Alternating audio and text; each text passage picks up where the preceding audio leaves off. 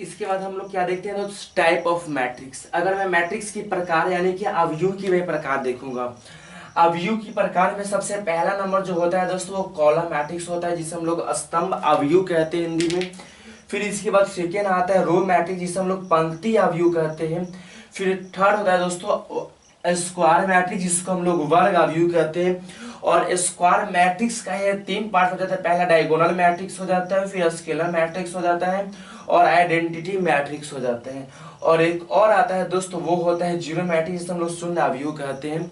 यानी ये हमारे जो टाइप ऑफ मैट्रिक्स है। फिर मैं इसकी बारी बारी से मैं सभी को समझूंगा। तो मैं सबसे पहले आता हूँ कौन सा मैट्रिक्स पे, कॉलम मैट्रिक्स पे। कॉलम मैट्रिक्स, जिसको हम लोग हिंदी में क्या कहते हैं दोस्तों, स्तंभ अवयव कहा जाता है। अब समझेंगे कॉलम मैट्रिक्स क्या। देखना इसके नाम में इसकी डिफिनेशन छिपा हुआ, कॉलम जिस मैट्रिक्स में केवल एक कॉलम हो ना तो उसे कॉलम मैट्रिक्स कहा जाता है। फॉर एग्जांपल मैं अगर दे दूं तो क्या होगा, 4 5 6। अब बताना इसमें कॉलम तो एक है, भले रो जितना भी हो जाए, 2 गो रो हो, 3 गो हो, 10 गो हो, 50 गो, से में मतलब नहीं है। बस कॉलम सिर्फ कितना है, एक कॉलम। यानी जिस मैट्रिक्स में केवल एक कॉलम रहेंगे, number of column is equal to 1 होगा, तो उसे हम कॉलम मैट्रिक्स कह देंगे, स्तंभ अवयव कह देंगे। अगर मैं लिखना चाहूँ तो 4 और 5, क्या ये भी कॉलम मैट्रिक्स हो जाएगा। अगर मैं दिखाना चाहूँ ये क्या होगा, ये भी कॉलम मैट्रिक्स है। हमें रोज से कोई मायने नहीं रखता है, बस हमें क्या चाहिए कि जिसमें केवल एक कॉलम हो तो उसे हम कॉलम मैट्रिक्स कह देंगे। अब कॉलम मैट्रिक्स के बाद दोस्त हम लोग देखते हैं तो वो फिर क्या हमें आ जाता है, सेकेंड नंबर जो हमारा है दोस्त वो रो मैट्रिक्स है।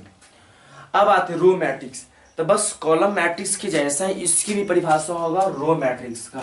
तो रो में सिर्फ डेफिनेशन क्या हो जाएगा, जिसमें केवल एक रो हो। बताना है कॉलम 1 कॉलम 2 कॉलम 3 हो गया, पर रो कितना है, एक ही रो। तो हमें बताएं जिसकी बोलेगा सिर्फ उसी से मतलब रहेगा, बाकी से हमें मतलब नहीं है। यानी यहाँ पे रो मैट्रिक्स बोला था, इसमें बस जिसमें केवल एक रो हो दोस्त उसे क्या बोल देंगे, रो मैट्रिक्स कह देंगे। अगर मैं और एग्जांपल की बात कर दूं तो 6 6 और 8 बताना, इसमें भी सिर्फ क्या है, एक ही रो है ना, तो ये भी क्या हो जाएगा, रो मैट्रिक्स हो जाएगा। यह आपको और मर्जी दो और आप बड़ा और भी बड़ा लिख लो, ये भी में सिर्फ एक रो है तो क्या हो जाएगा ये, तो रो मैट्रिक्स हो जाएगा।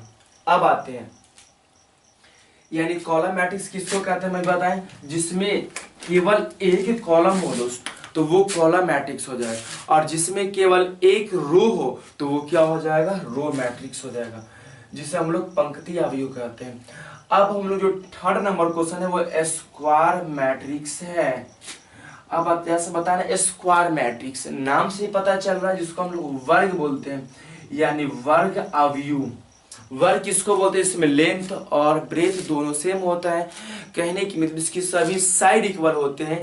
तो दोस्त मैट्रिक्स में साइड नहीं होता, मैट्रिक्स में लेंथ और ब्रेथ नहीं होता, मैट्रिक्स में रो और कॉलम होता है। यानी स्क्वायर मैट्रिक्स में क्या होगा, नंबर ऑफ कॉलम किसके बराबर हो जाएगा, तो नंबर ऑफ रो के बराबर होगा। यानी नंबर ऑफ कॉलम दोस्त नंबर ऑफ रो के बराबर होगा। यानी नंबर ऑफ कॉलम का हम m के द्वारा रिप्रेजेंट करेंगे, नंबर ऑफ रो किसके द्वारा रिप्रेजेंट करेंगे, n के द्वारा रिप्रेजेंट करेंगे। जैसे मैं कुछ भी एग्जांपल में एक दे दिया, अब बताना, पहले मैं आपको ऑर्डर निकालने के लिए सिखा चुका हूँ। इसमें कॉलम कितना, एक और एक, दो कॉलम, रो कितना, एक और एक, 2 बाई 2 का। क्या number of row number of column के बराबर है, तो वहां है, तो ये स्क्वायर मैट्रिक्स हो गया। अगर मैं एग्जांपल में एक और दे दूं तो क्या ये आप हमें बता दें, ये 3 बाई 3 का है, क्या number of row number of column के बराबर है, तो हाँ है, तब ये क्या हो जाएगा, तब ये स्क्वायर मैट्रिक्स होगा। अब आते हैं स्क्वायर मैट्रिक्स के बाद दोस्त हमें पढ़ना है क्या, क्या पढ़ना है हमें, तो स्क्वायर मैट्रिक्स के बाद जो हमें दोस्त पढ़ना है ना, वो हमें क्या है, डायगोनल मैट्रिक्स, स्केलर मैट्रिक्स और आइडेंटिटी मैट्रिक्स। तो डायगोनल मैट्रिक्स, स्केलर मैट्रिक्स और आइडेंटिटी मैट्रिक्स। मैं थोड़ा सा इसे मिटाकर यहाँ से मिटा देता हूँ और शून्य मैट्रिक्स, जीरो मैट्रिक्स को मैं इधर लिख दिया हूँ, यानी जीरो मैट्रिक्स, क्योंकि मैं यहीं पे इसके एग्जाम्पल को मैं समझाऊंगा। ध्यान देना, विकर्ण अवयव, डायगोनल एलिमेंट्स। अब आते हैं पहले डायगोनल एलिमेंट्स किसको हम बोलेंगे।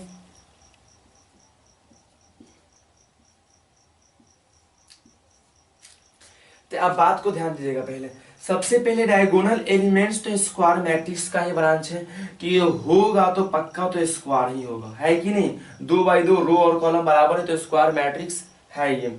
अब आते हैं डायगोनल मैट्रिक्स का मतलब होता है कि डायगोनल एलिमेंट कुछ ना कुछ रहे, बाकी रेस्ट सभी एलिमेंट्स जीरो हों। दोस्त डायगोनल एलिमेंट कुछ ना कुछ रहे, बाकी सभी एलिमेंट जीरो हो तो उसे हम क्या बोल देंगे, डायगोनल मैट्रिक्स कह देंगे।